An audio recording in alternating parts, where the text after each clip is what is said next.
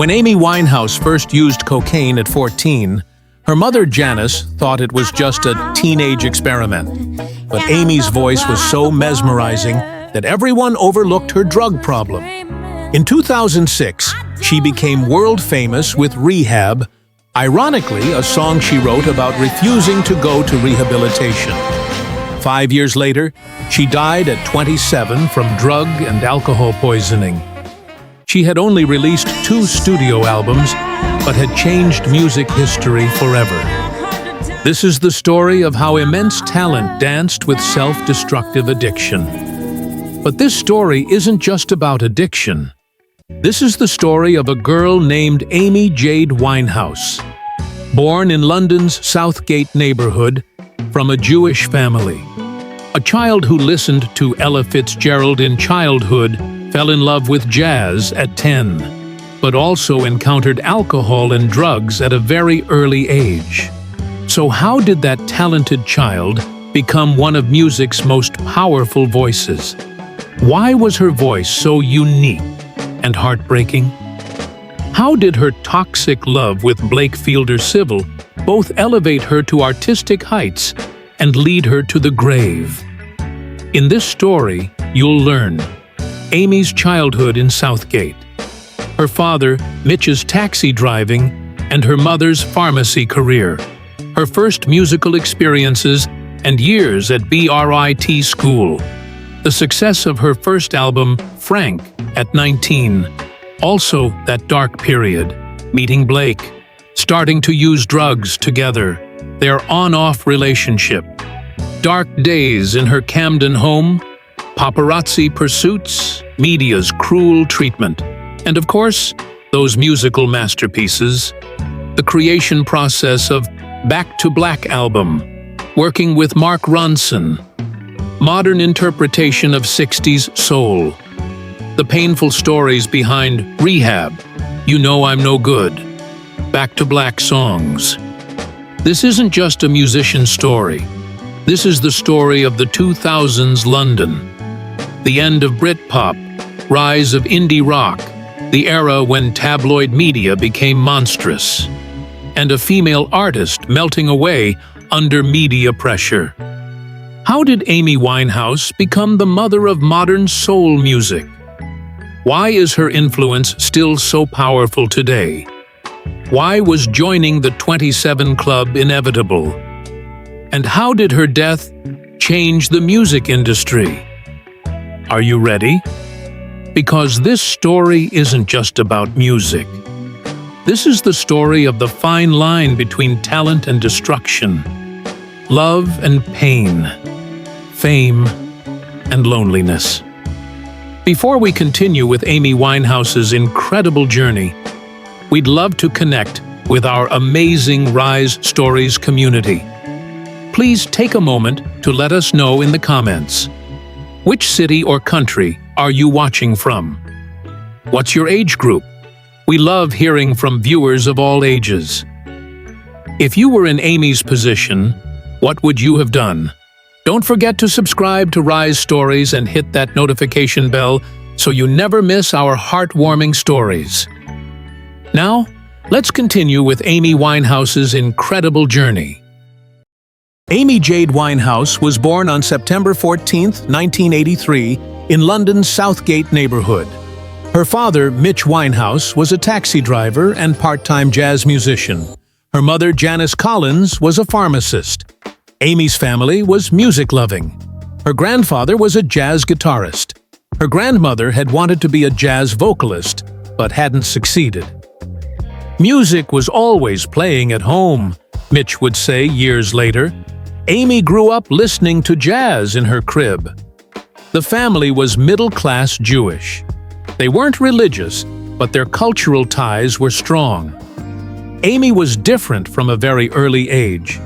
Hyperactive, attention-seeking, but also a very emotional child. Amy was never a normal child, her mother Janice would say. She experienced everything very intensely.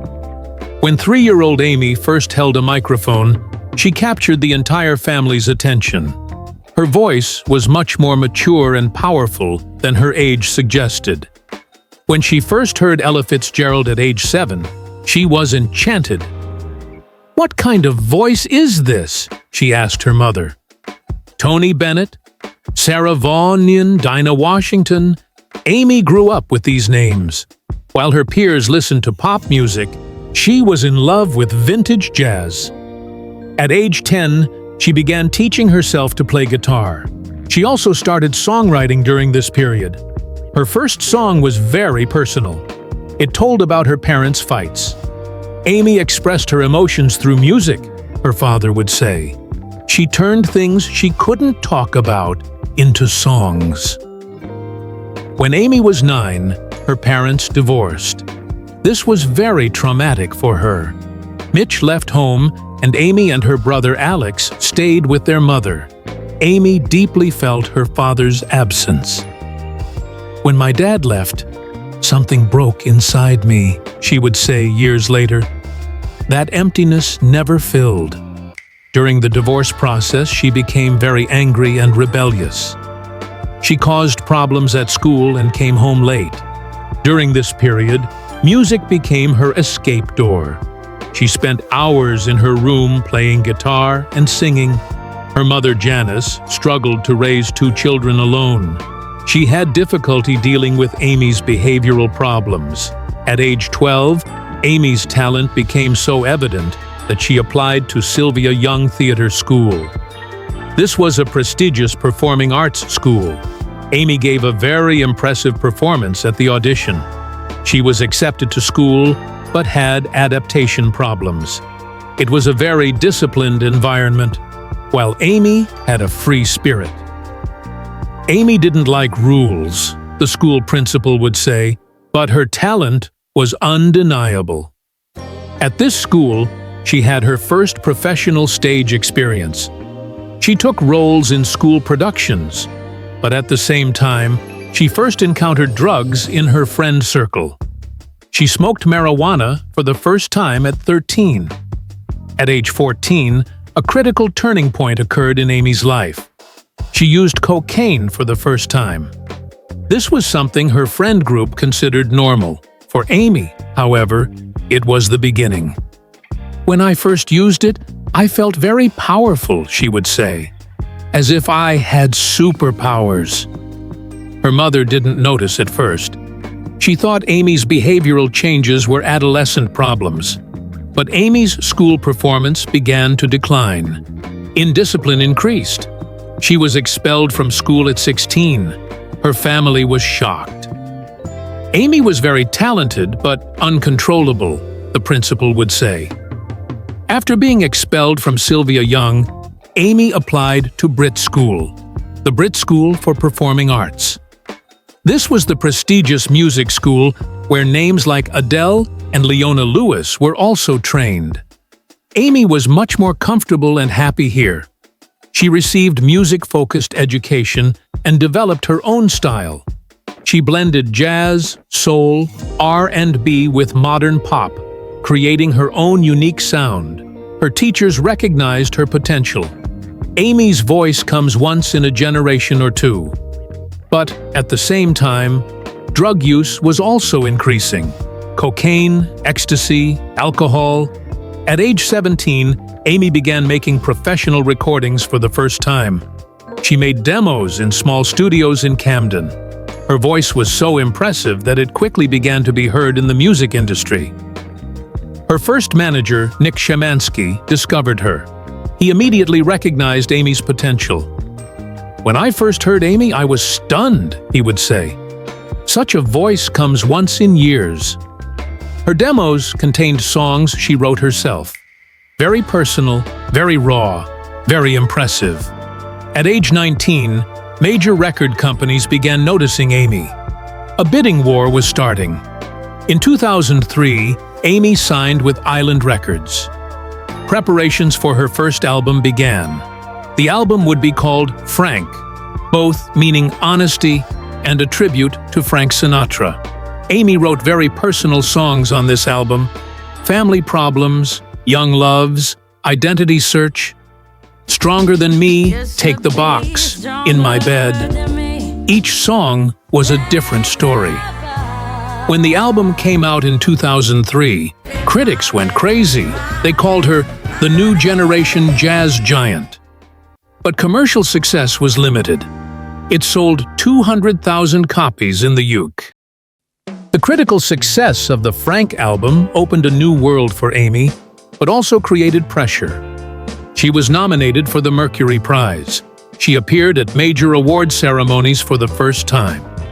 Media focused on Amy's appearance: black hair, thick eyeliner, vintage clothes. Amy looked very unique, the media said. She didn't look like anyone. But fame was difficult for Amy.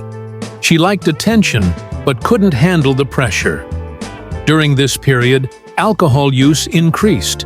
Sometimes she appeared drunk on stage during performances. In 2005, the meeting that would change Amy's life took place. Blake Fielder Civil.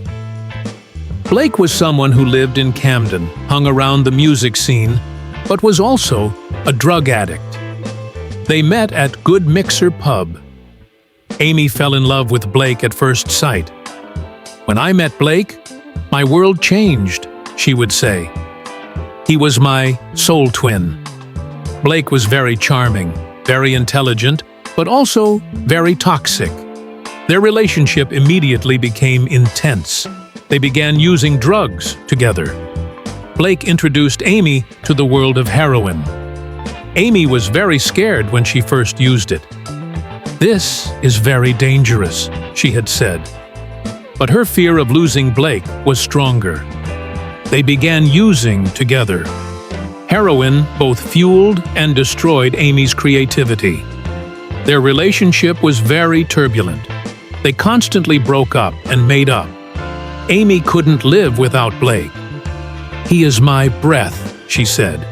But Blake was manipulating her emotionally. He was also using Amy's money. In 2005, Amy began preparations for her second album. But the creative process was very difficult. The emotional chaos created by her relationship with Blake both inspired and destroyed her. During this period, she met producer Mark Ronson. Mark could create the perfect soundscape for Amy's voice. "Working with Amy was enchanting," Mark would say. But it was also very difficult. Amy described her songwriting process. "I transform pain into music. Motown, 60s soul, Spectre, wall of sound." They blended these influences in a modern way. The song Rehab was born from Amy's own experience. Her family had tried to send her to rehabilitation. "They tried to make me go to rehab. I said no, no, no." These lyrics were Amy's real reaction. She refused to go to rehabilitation. "I didn't think I had a problem," she would say. "I was just living." The song was ironic. Someone refusing rehabilitation was writing a rehabilitation song. Mark Ronson made the beat in vintage soul style. Amy's vocal delivery was perfect. When they first heard it, everyone knew the song would be a hit. When the Back to Black album came out in 2006, it had a bomb effect in the music world.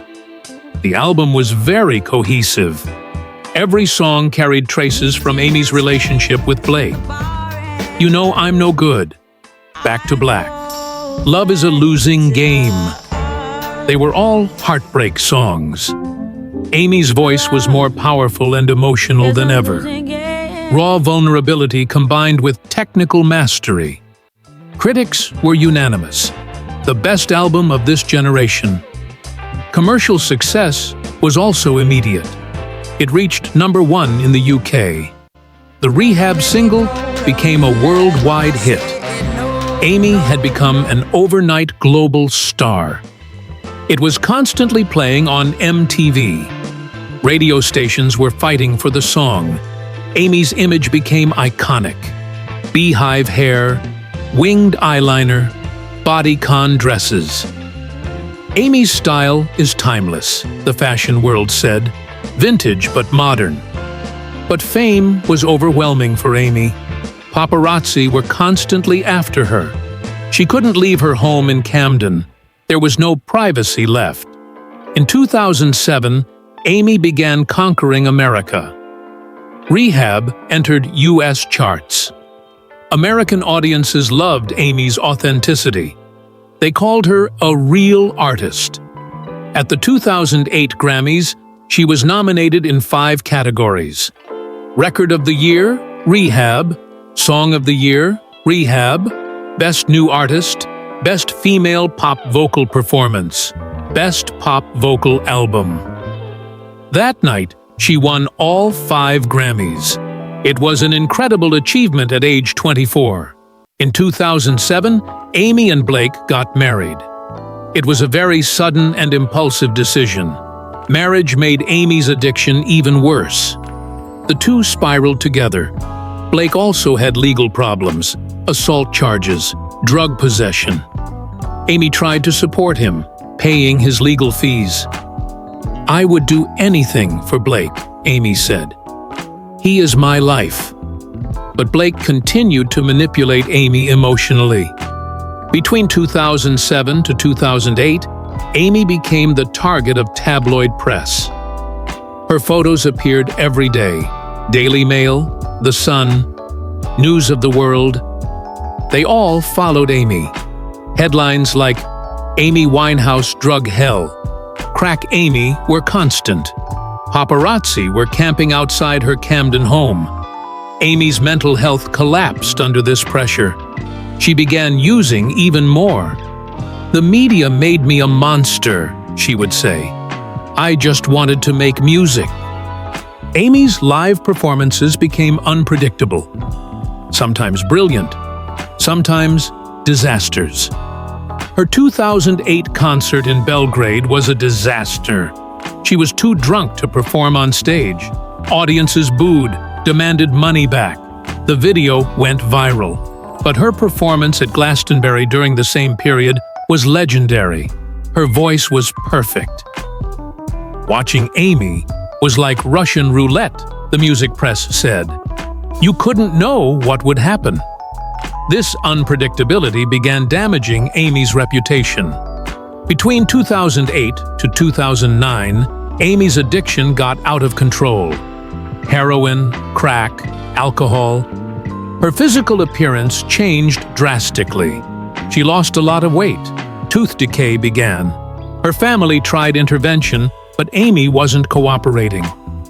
"I'm fine," she insisted. "The problem is with you." When Blake was in prison, Amy got even worse. Loneliness increased her addiction. Her friend circle also consisted mostly of drug users. There was no positive influence. In 2009, Amy finally decided to divorce Blake. The legal process began. "Blake is killing me," she told her friends. "I need to get away from him." But emotional dependency was very strong. Even after the divorce, they continued to see each other. Amy was trying to learn to live without Blake, but it was very difficult. During this period, she began drinking even more alcohol. Heroin use decreased, but alcohol increased. When Blake left, "I was numbing myself with alcohol," she would say. Between 2009 and 2010, Amy tried to make a third album but struggled greatly. The creative process was blocked. She couldn't write songs without Blake. "I have no pain left," she said. "I can't write songs without pain." She recorded a few demos, but none were back-to-black quality. The record label was pressuring, but Amy wasn't ready. "I can't force art," she said. "When it comes, it comes." In 2010, Amy experienced a brief recovery period. She agreed to enter rehab. She received treatment at Priory Clinic. The detox process was very difficult, but successful. She stayed clean for a few months. Her physical appearance began to improve. When Amy was clean, she was very beautiful, her family said. The old Amy had returned.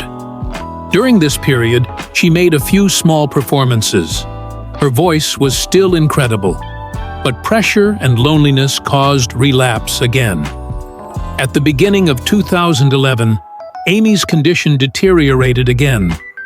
Alcohol addiction reached severe levels. Vodka consumption had risen to 1 to 2 bottles per day. Liver damage had begun. Her family became desperate. They tried every kind of help, but Amy refused. Amy could no longer communicate with us, her father Mitch would say. In June 2011, she gave her last concert in Belgrade. It went very badly. Videos from this concert showed how deteriorated Amy had become. In July 2011, Amy locked herself in her Camden home. She saw very few people. Bodyguard Andrew Morris was constantly with her. He monitored Amy's condition.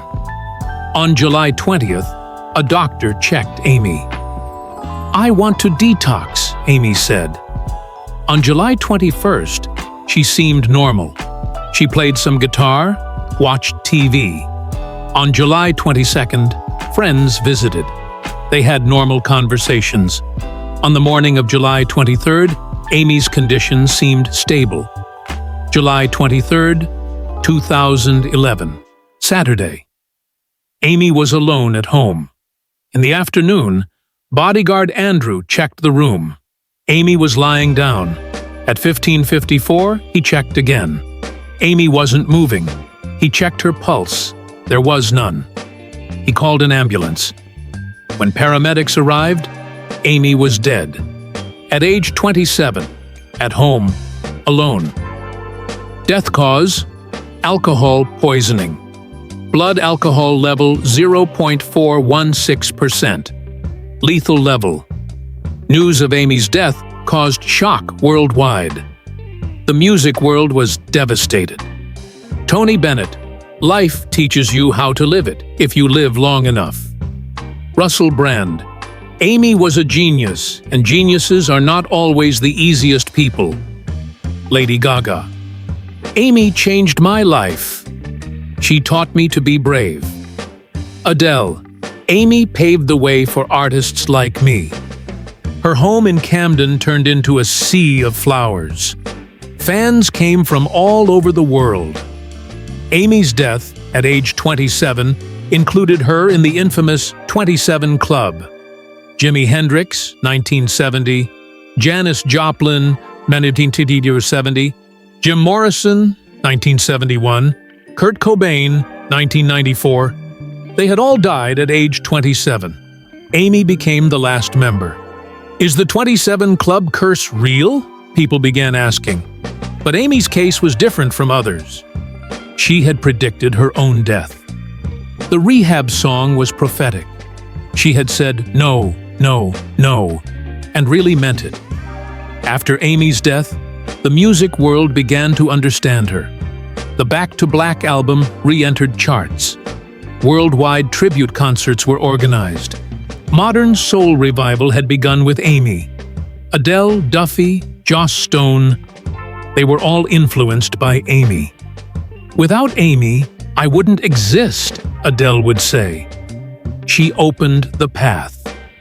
She had become an example of authenticity and vulnerability for female artists. Amy's family founded the Amy Winehouse Foundation in her memory. It works to protect young people from drug-alcohol addiction. Amy's death shouldn't be meaningless, her father Mitch said. The foundation focuses on education and prevention. Amy's story is used as a warning. Talent alone isn't enough. Amy's death forced the music industry to self-reflect. Mental health support for young artists was increased. Record labels adopted a more responsible approach. Amy's tragedy changed the business, industry insiders said. But some still prioritize profit over well-being. In 2015, the documentary Amy came out. It was made by director Asif Kapadia. It won an Oscar and told Amy's story objectively. It used home videos, personal recordings, interviews. It showed Amy's voice from family and friends' perspectives. The documentary revealed Amy's complexity. She wasn't just an addict, she was an artist. In 2019, Amy's hologram concert was announced. Her family opposed, exploiting Amy's memory. Public reaction was mixed. Fans were excited, but critics showed disapproval. Is it ethical to commercialize dead artists? Debate began. Eventually, the project was cancelled. Families' wishes were respected. Amy's influence is seen everywhere in modern music. Billie Eilish. Amy taught me vulnerability is strength. Lana Del Rey. She showed melancholy can be beautiful. Leanne La Havas. Amy proved Black British artists can succeed globally. HER. Her songwriting honesty inspires me daily. Amy's iconic look continues to influence the fashion world. Beehive hair, winged eyeliner, vintage dresses, timeless style. Marc Jacobs, Moschino, YSL. Designers take inspiration from Amy. Amy's style was authentic, fashion critics said. It was identity, not pose. The hashtag Amy Winehouse is used in millions of posts on Instagram. Amy's vinyl records have become collector's items. Back to Black is especially valuable. Original pressings sell for thousands of dollars.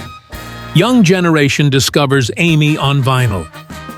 Amy's music is more powerful when listened to on analog, vinyl enthusiasts said. She gets 50+ million monthly plays on streaming services. Gen Z is discovering her. Amy's songs go viral on TikTok. Valerie covers get millions of views. Every generation rediscovers Amy, music analysts said. Amy's home in Camden has become a shrine. Fans constantly visit. The current owner tries to preserve the property, shows respect for Amy's memory. This house carries Amy's soul, neighbors said. Her spirit is still here. Local council is considering putting up a blue plaque. Historical significance recognition. Camden Town is now known as Amy Winehouse Quarter. Countless tribute albums came out after Amy's death. Tony Bennett had done a duet with her, Body and Soul. It was released posthumously. Mark Ronson, Quincy Jones, Bruno Mars, they all made Amy tributes. Covering Amy's songs is very difficult, musicians said. Capturing her emotion is impossible. But attempts prove the timeless nature of her music. Amy's estate created legal complications. Blake made inheritance claims. Family defended Amy's wishes in court cases. Eventually, the estate came under Mitch Winehouse's control. Music rights, royalties, merchandise requires careful management. Amy's music continues to generate revenue, annual millions of pounds. Amy's tragedy highlighted the importance of rehabilitation centers. Funding and support showed increase. Government programs expanded. Amy's death was preventable, addiction specialists said. She could have been saved with proper treatment. Priory Clinic and similar facilities started programs in Amy's name. Early intervention and family support became priority. Amy's story drew attention to mental health stigma. Depression, anxiety, addiction, increased public conversation. Celebrities began being more open about mental health struggles. Amy gave us courage, activists said. Vulnerability is strength. Music industry developed mental health protocols for artists. Amy's success increased interest in traditional jazz. Young people began visiting jazz clubs. Neo-soul movement flourished after Amy. Esperanza Spalding, Gregory Porter, Kamasi Washington, they all followed Amy's path. Amy made jazz cool again. jazz musicians said. She built a bridge to new generation.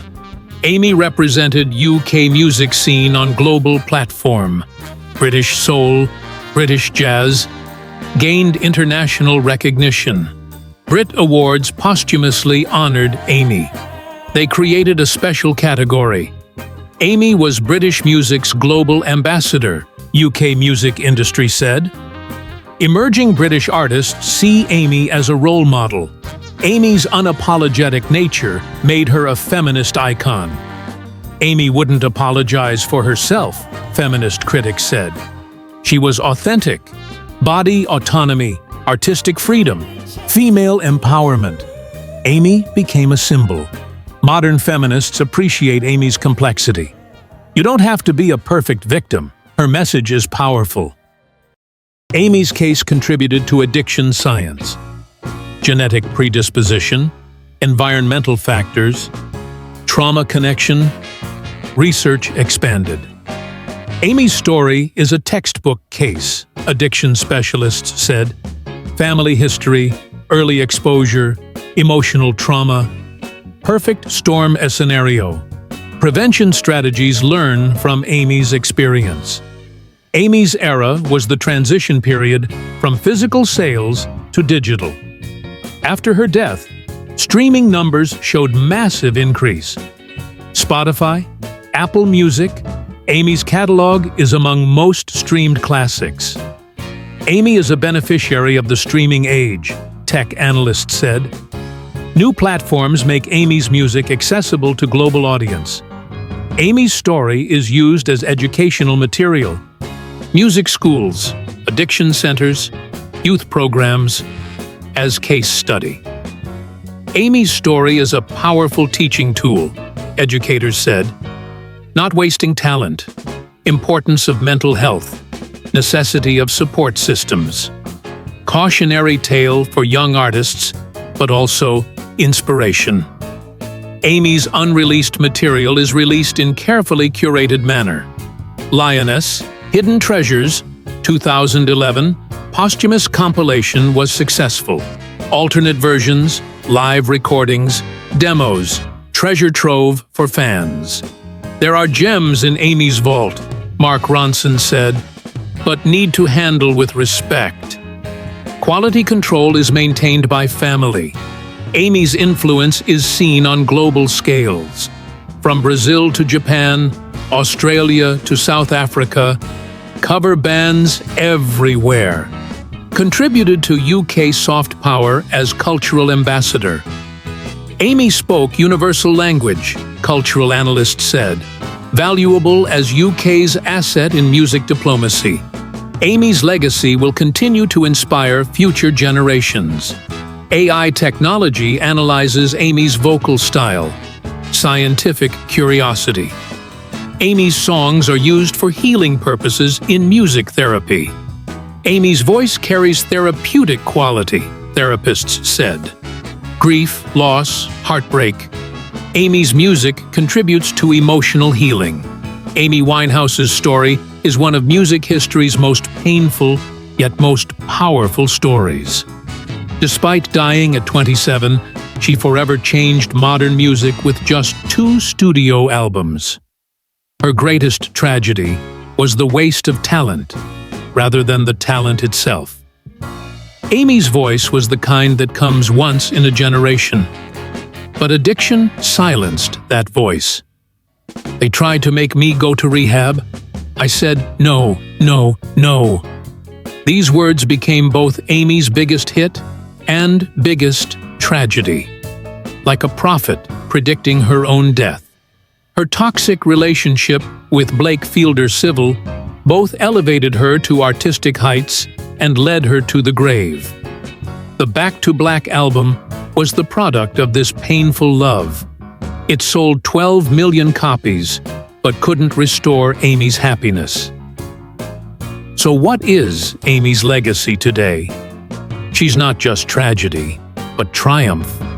The mother of modern soul music, symbol of authenticity, proof that vulnerability is strength. Amy Winehouse showed that the most powerful art is born from the deepest pain. And sometimes the shortest lives leave the longest legacies. As the last member of the 27 Club, Amy is both inspiration and warning for young artists. Talent alone isn't enough. Support, love, professional help are essential. Every time we listen, Amy's voice is still powerful and moving. Because real art is immortal. Amy died, but her music will live forever. I told you I was trouble. You know that I'm no good. Amy was trouble, but she was also genius. And geniuses are never forgotten. From a 14-year-old girl experimenting with cocaine to a 27-year-old icon joining music's most tragic club, Amy proved that sometimes the most beautiful songs are written in the darkest hours. Her greatest masterpiece wasn't an album, but showing the world that broken doesn't mean worthless. Sometimes the most fragile flowers bloom the brightest before they fade. What's your story going to be?